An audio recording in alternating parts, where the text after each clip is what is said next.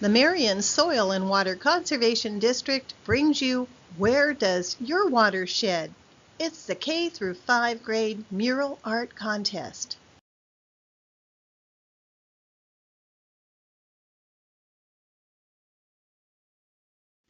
Hi kids, my name is Dewey and I'm a raindrop. It's really nice to meet all of you. You came along at just the right time because I'm going on a journey and you are welcome to come with me. We'll even take some of my famous shortcuts which will get us to our destination point even quicker. Where are we headed, you ask? We're going to the ocean. So come along, we've got to hurry. We don't want to miss out on any fun.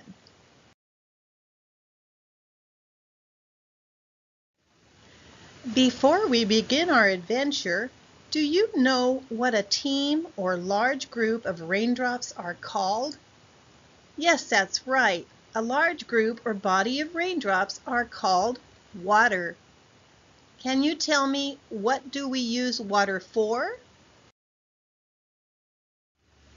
That's right, we use water for drinking, washing our hands, watering the yard, bathing. Can you name some other ways you use water? That's right. Yes, for washing clothes, cooking food, putting fires out, filling swimming pools. Wow, water is used for a lot of different things. I guess water is important. Do you agree? What kinds of activities can you do which involve water?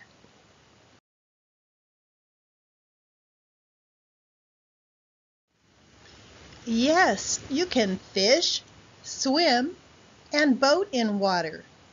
You can't see us raindrops because there are so many thousands, even millions of us in the water. But you can be sure we are there. There are many other fun activities you can do that involves water, like scuba diving, snorkeling, tubing, water skiing, canoeing, and more. Water is also used and found in many things.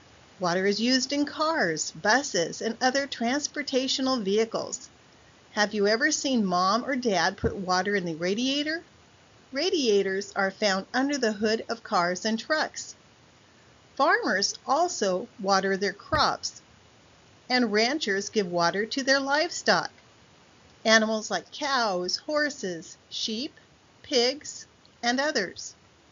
Water is also inside the foods we eat. Grapes, strawberries, tomatoes, and watermelons.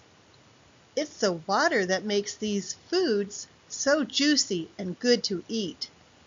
When you think about it, water is very important to most everything. Where does water come from? We know it falls from the sky. Sometimes it comes down as raindrops. Yes, this is a picture of me jumping off of the cloud down to the earth. Can you name some other forms that water takes when it falls from the sky? Remember, water is a team or group of many raindrops. Yes, snow is another form. When the weather gets very cold, the water freezes, and if weather conditions are right, we get snow. Can you name another form of water that falls from the sky?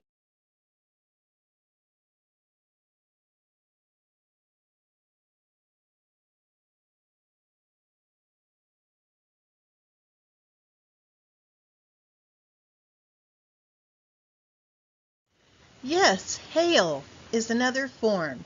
Hail is similar to small snowballs. Hail can be as tiny as a green pea or as large as a softball. Like snow, hail is formed in the clouds when temperatures are very cold.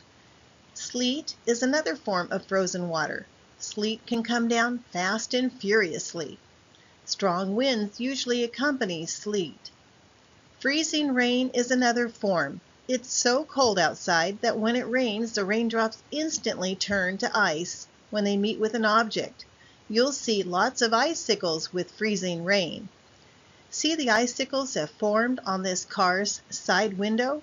That's what freezing rain looks like. When the sun comes out, what happens to snow and ice? Yes, it melts. It becomes liquid, or what we call water. Do you see what is inside this ice cube? That's right, it's an insect, a fly to be exact. That fly got caught up in a pool of water, then it got extremely cold and it became trapped in frozen ice. When raindrops like me fall on top of your head, we can quickly slide down your face and down your body, and you can quickly become very wet. If you are carrying an umbrella and have it open and placed over your head for protection, we will fall instead onto the umbrella and not onto you. Your head and body will remain dry. We raindrops say we are shedding off the umbrella. This is the start of a watershed. When raindrops like me and my friends fall on top of buildings like a house or an apartment building, we like to shed off the roof. It's like sliding down a mountain of snow on a toboggan, and for us raindrops, it's a lot of fun. From the top of the roof, we go into the roof gutters, and we then travel down the downspouts to the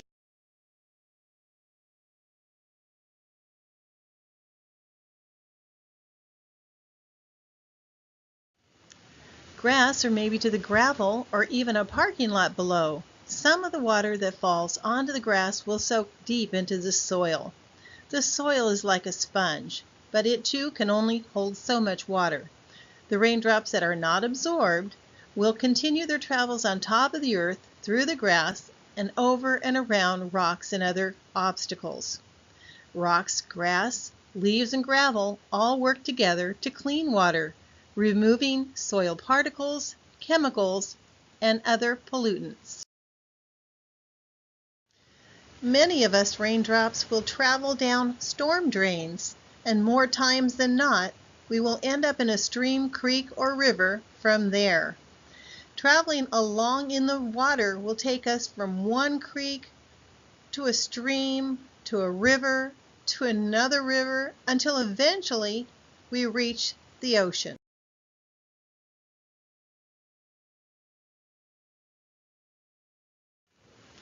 When the hot sun comes out, it will cause a lot of the water to dry up. Many of the raindrops seem to simply disappear. We say the water has evaporated.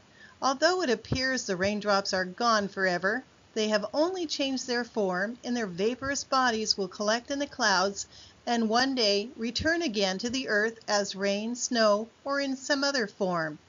This is a natural process that we call the water cycle.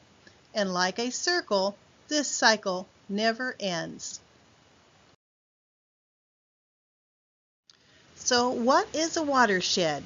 It's a way of describing how the water falls and where it travels to.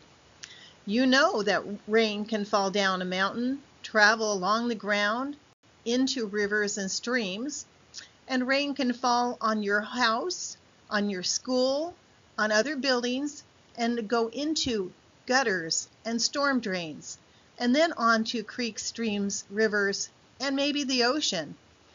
All of these different waterways drain into one major water body. The process is a watershed. When you make your mural, tell us the story of where the watersheds in your home or community. Watersheds occur worldwide. Everyone lives in a watershed. Watersheds vary as the terrain, people, and each community vary. Every watershed is unique. Did you know that the earth is made up of mostly water, and that 97.5% of it is salt water? Can we drink salt water? We need fresh water for drinking and eating, and only 2.5% of all the Earth's water is fresh. Of that 2.5%, some 70% of it is frozen, and most of the other 30% is in underground aquifers or are part of the soil, as in moisture. Less than 1% of the world's fresh water is readily accessible for people to use. Water makes up nearly 2/3 of the human body and 70% of the brain. We cannot live without water.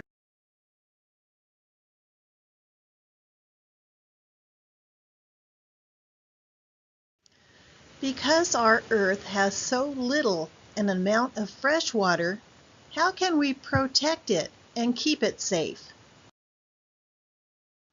We can all work hard to keep soap, pesticides, and other chemicals from going down our storm drains. This will help to keep the water in our streams and rivers clean and healthy. And when we wash family cars, we can water them on the grass. Remembering grass, leaves, soil, and gravel all help to filter and clean water. We can also each work hard to keep garbage and other litter out of our waterways, our lakes, streams, creeks. We should all put garbage in its proper place, a trash can. We can each work to recycle all the materials that we can, like newspapers, magazines, plastic and glass bottles, tin cans, batteries, used paints, used printer cartridges and toners, clothing. Think twice before you throw anything away, because maybe someone else will have a use for it. The less garbage we throw away, the better our environment will be, and that includes our soil and water. A lot of fresh water is wasted every single day, and leaving the water running as we go about our activities is a large part of the problem. Next time you brush your teeth, turn off the flow of water on your faucet as you brush. When you take a shower, turn off the flow of water as you soap up. When you wash the car, stop the flow of water until you are ready to do a final rinse. These small changes alone will save thousands of gallons of fresh water each year. Thank you for joining with me on today's adventure. We hope your team has had fun learning about water and watersheds. Have fun creating your mural, and good luck to your team in the contest.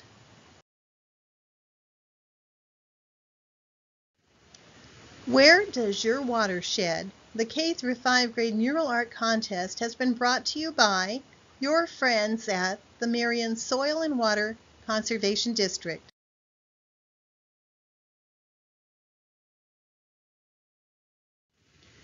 Teachers and team leaders, be sure to join us again next year as we embark on a new adventure, learning